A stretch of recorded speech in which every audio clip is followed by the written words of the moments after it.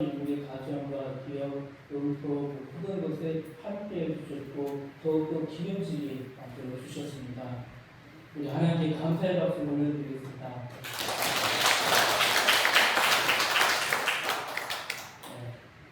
내 삶의 영적 여정입니다. 한번 그림 좀 보여주시겠어요? 사진이 참 멋지죠? 반년을 지나면서 여러분들의 얼굴도 많이 주름이 지어졌고 또 여러분들의 머리카락은 또 휘어졌죠? 많이 이제 흰색이 또 많이 보여지고 또 많이 이제 그친 것처럼 쌓여지는 우리 인생이 되었습니다. 삶의 길이 늘 즐겁고 복된 길이면 참 좋습니다. 그러나 우리의 길이 매일매일 즐거운 길이만 가득한 것이 아니지 않습니까? 때로는 슬픈 일도 있고 외로운 일도 있고 또 반대로 또한 여러 가지 영적인 이 싸움 가운데 있는 상태도 있습니다. 그럴 때마다 하나님이 오늘 이 순례자의 노래처럼 여전히 우리와 함께 하셨습니다. 우리가 외로울 때나 슬플 때나 기쁠 때나 우리가 어두운 길에 있을 때나 우리 주 예수 그리스도를 영접한 그 순간부터 주님은 나의 손을 놓지 않고 계셨습니다.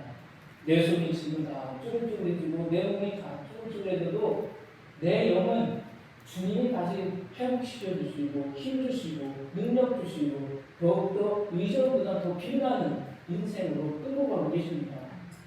우리는 이것을 믿어야 합니다. 반년 동안 많은 아픔도 있고 슬픔도 있고 기쁜 일도 있었지만 주님은 여전히 나와 함께하는 주님이라는 것입니다.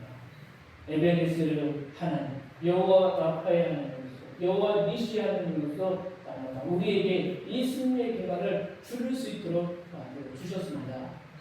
본문에는 노년의 야곱이 애굽과 바로 앞에 서는 장면이 나옵니다. 야곱은 나이가 몇이냐 하는 바로 왕의 질문에 자신의 지나온 삶을 돌아보며 담대하게 고백합니다. 내 나이가 몇이냐? 아마 바로 이 왕보다도 이 야곱이 더 어른이었을 것 같습니다. 본문 9절입니다.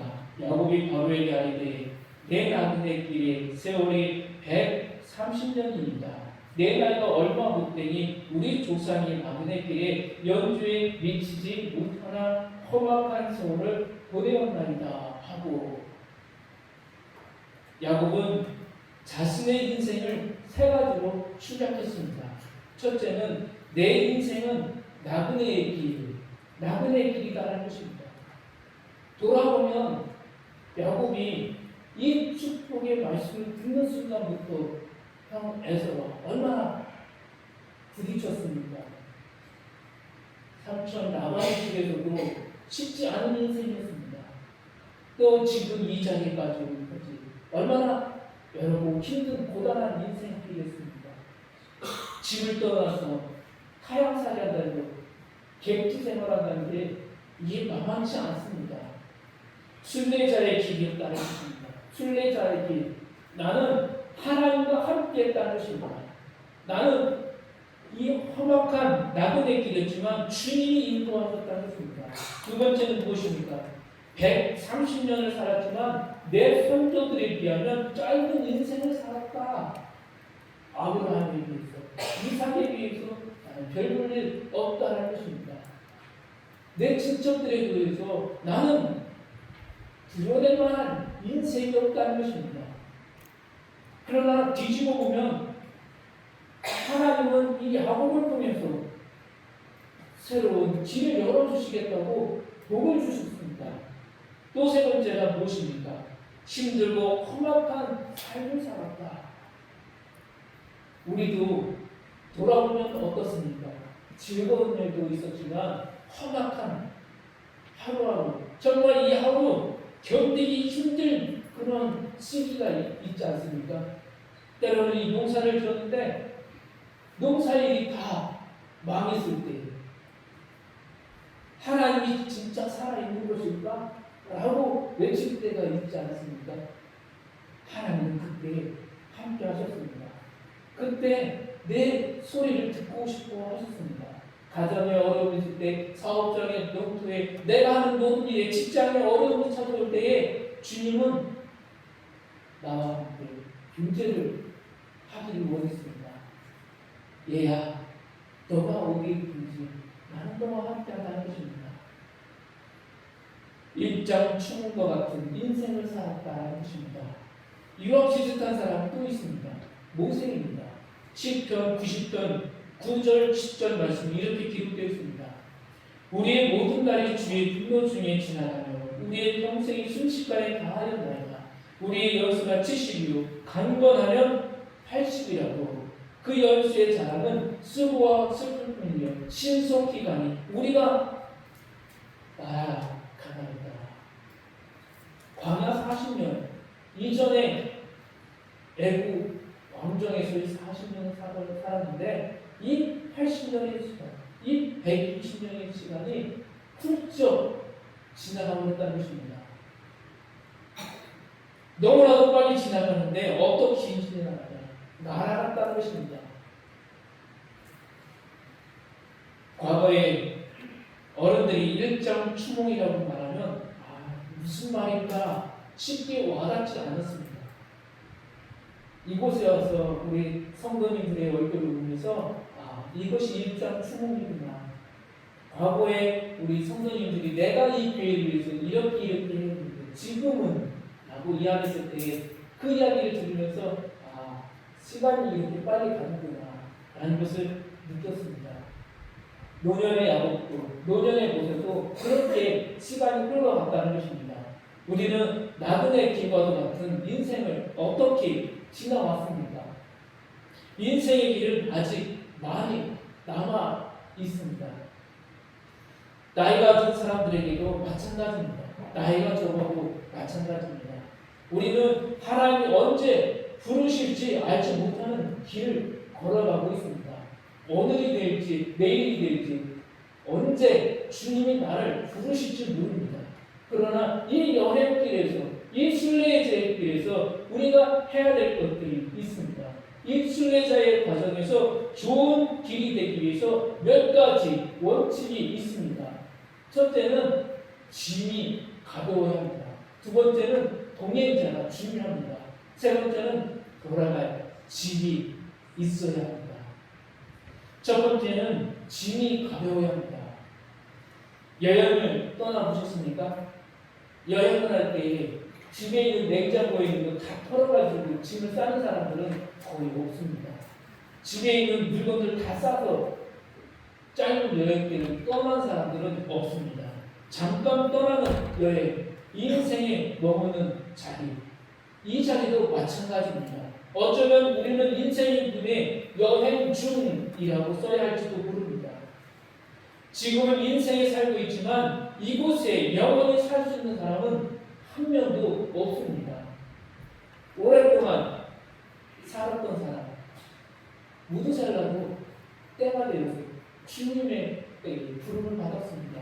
에녹도 하나님의 부름을 받았고 야곱도 모세도 다 떠났습니다. 기독교는 인생의 짐이 없다고 말하지는 않습니다. 인생에는 무거운 짐이 있다라고 말합니다.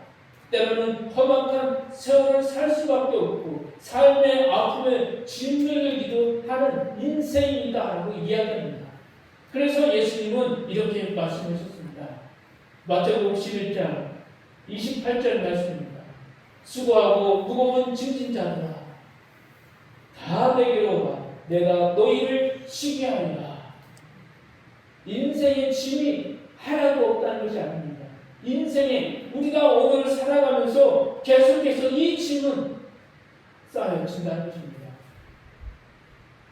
철로역전에 그 졸문역에 쓴 그 내용이 보면 어떻게 나와 있습니까? 그 순례자의 어깨에 짐, 배낭이 하루하루 가는 것으로 작아지는 것이 아니라 커지게 나와 있어요. 우리도 마찬가지입니다.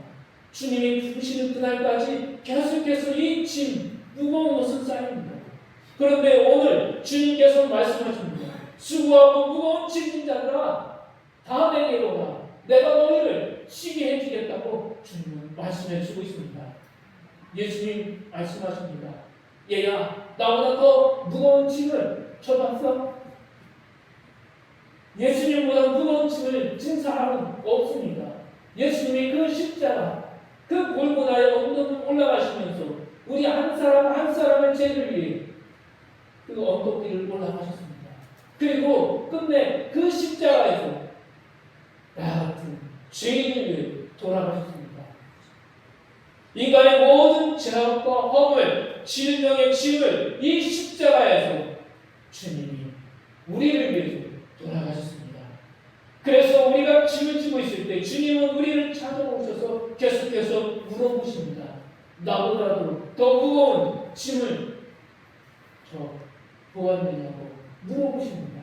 예수님보다 더 무거운 짐을 저 보았느냐 라고 물어보십니다. 예수님은 또한 말씀하십니다. 너 혼자 짐을 지고 그렇게 쩔쩔매면서 가지 마라.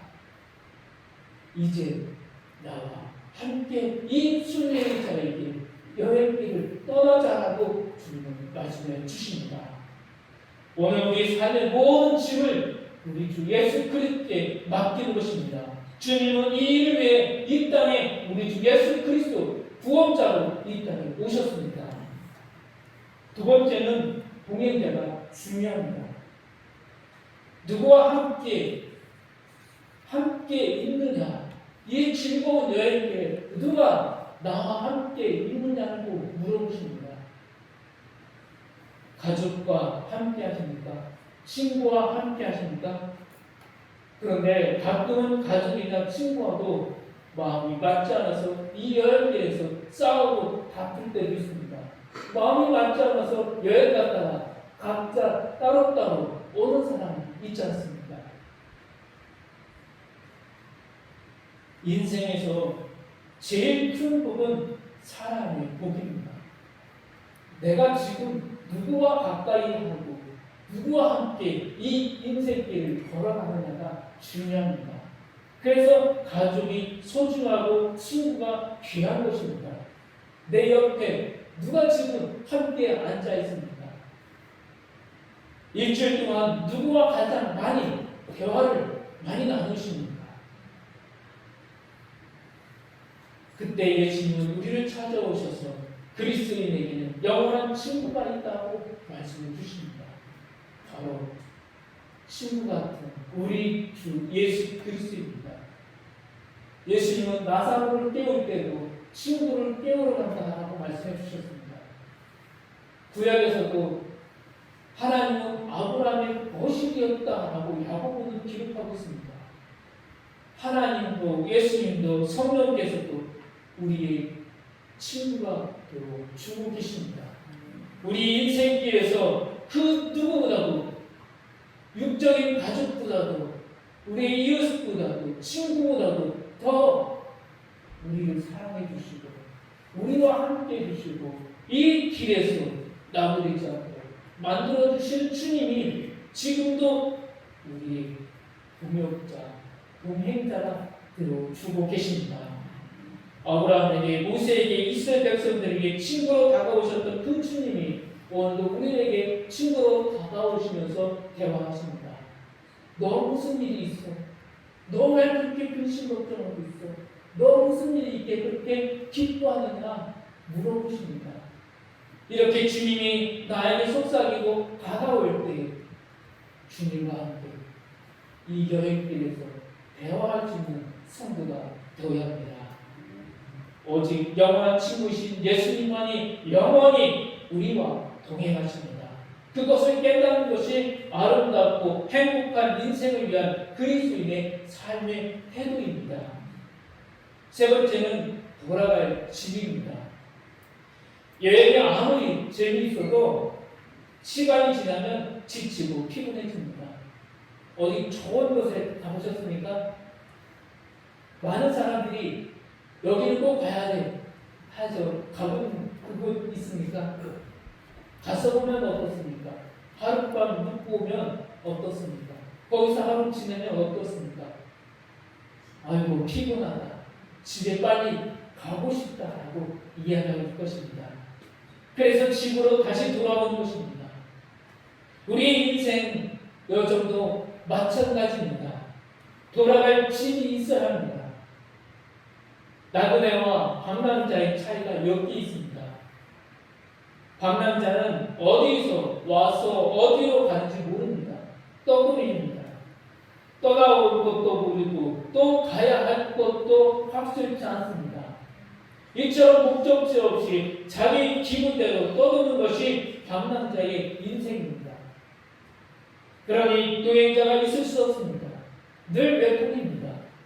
어디로 갈지 예측할 수 없기 때문에 누구도 그와 함께 할 수 없는 것입니다.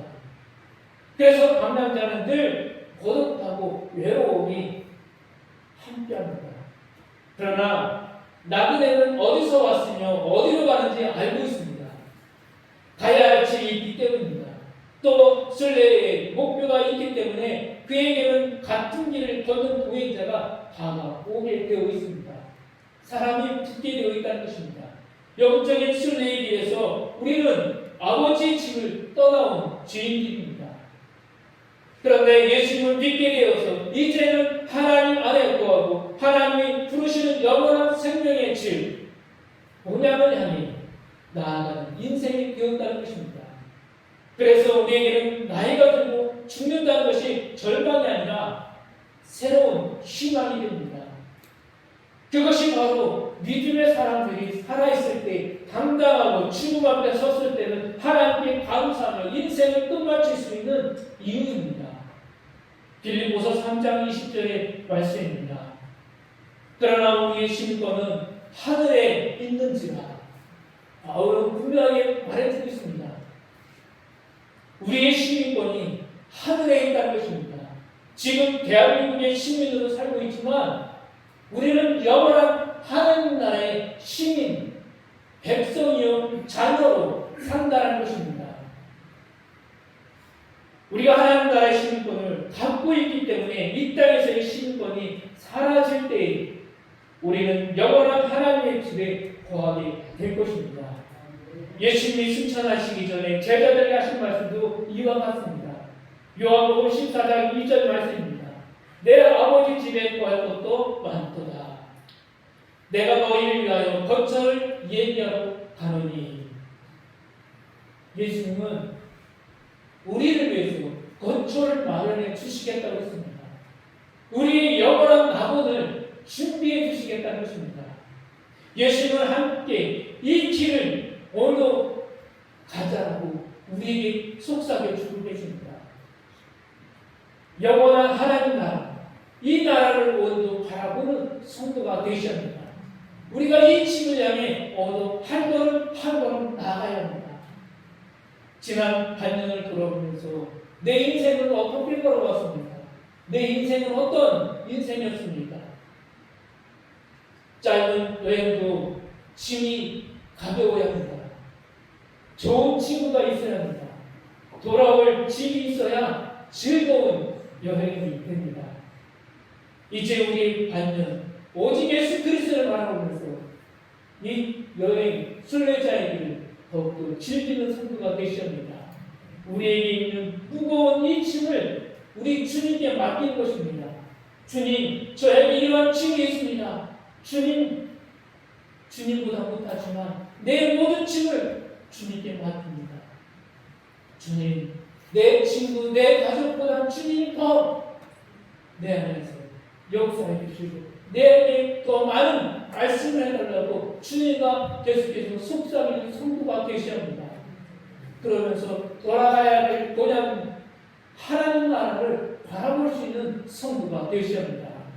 우리의 마지막이 두려움, 불안, 염려, 근심, 걱정이 아니라 하나님을 바라보면서 승리했다, 생명의 멸류관, 나에게 주어진 상급이 있다라는 이 확신을 가지며 이 복된 길에서 더욱더 힘차게 승리하는 성도가 되셔야 합니다. 남은 인생을 돈과 권력에 집착하지 않아야 합니다. 내가 가진 것에 욕심내지 않아야 합니다.